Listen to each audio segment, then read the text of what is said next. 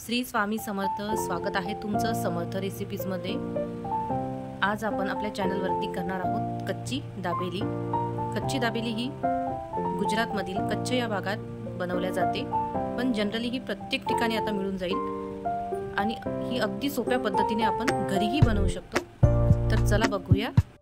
1 चम्मच धने, कलमी 5-6 मिरे, 1 चम्मच जिरे, 5-6 लवंग, 1 तेजपत्ता, 1 कर्णफूल, 1 मोठी विलायची, 2 वाळलेली लाल मिरची आणि खोबरं।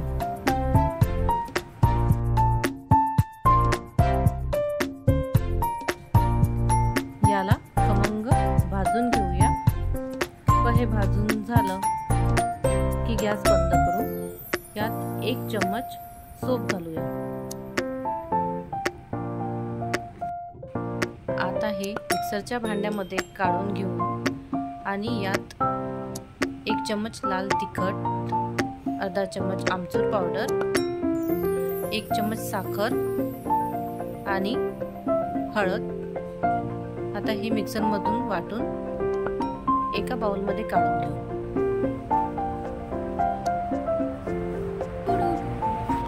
आता त्याच कढईमध्ये तेल टाकून अर्धा चम्मच जिरे, लसूण पेस्ट आणि याला छान परतवून घेऊ तेलामध्ये।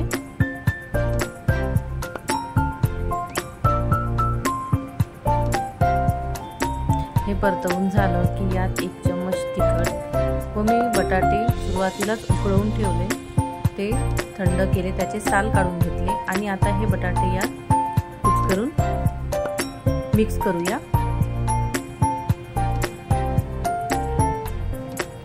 आता यात आपण केलेला दाबेली मसाला टाकून घेऊ। मी 2 चम्मच मसाला टाकलेला आहे आणि चवीपुरतं मीठ व चिंचेचा कोड व यात थोडं पाणी टाकून हे मिश्रण छान शिजवून घेऊ।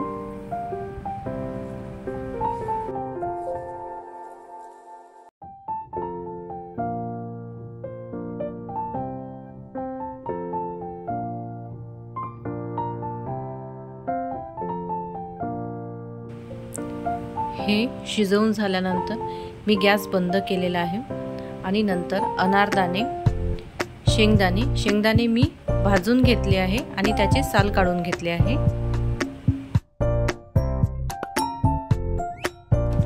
व बारीक चिरलेला कांदा, कोथिंबीर। आता पावचे काप करून त्यावर इमली चटणी आणि हिरवी चटणी ही व्यवस्थित लावून घेऊया। मी दोन्ही साइडनी इमली चटणी आणि हिरवी चटणी लावलेली आहे। तुम्हाला वाटत असेल तर तुम्ही एका साइडनी इमली चटणी आणि एका साइडनी हिरवी चटणी लावून घ्या।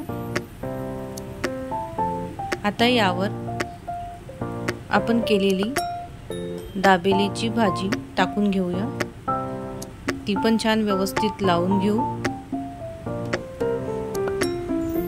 व यावर अनारदाणे, शेंगदाणे आणि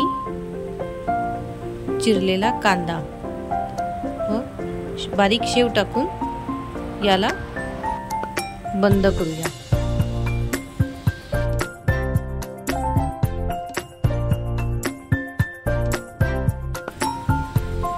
हे दोन्ही साइडनी छान शेकून झालं की आपण ही दाबेली काढून घेऊया।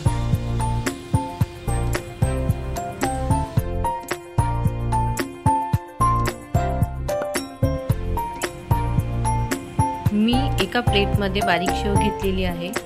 आता सजावट म्हणून मी हे शेव या दाबेलीला कडांनी लावून घेत आहे। हे ऑप्शनल आहे।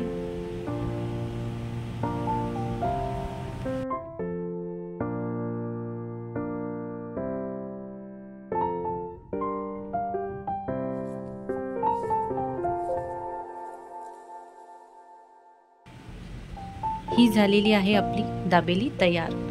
तुम्हाला दाबेलीची रेसिपी कशी वाटली हे कमेंटमध्ये नक्की सांगा आणि आवडल्यास लाईक, शेअर आणि सबस्क्राइब करायला विसरू नका। धन्यवाद।